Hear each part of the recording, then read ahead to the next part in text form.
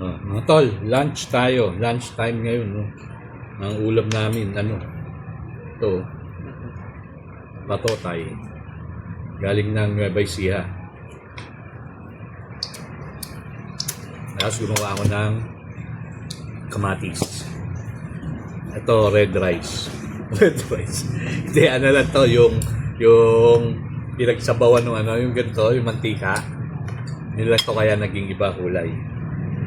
Ano ba to? Matamis.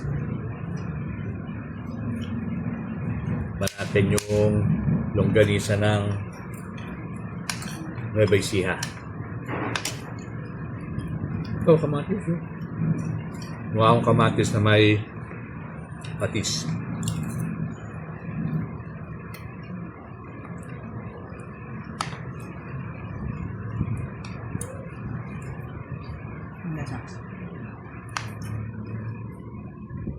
Masarap pa, no? Sa inyo, tol. Ano siya yung itik na itik.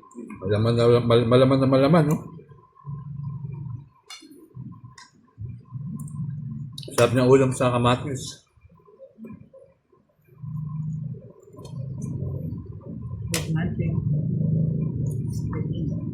Meron din tayong pepino.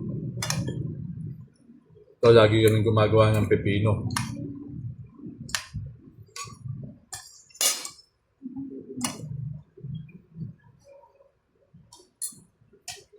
Nagkamay ako kasi maulan ngayon. Masarap magkamay kapag uulan.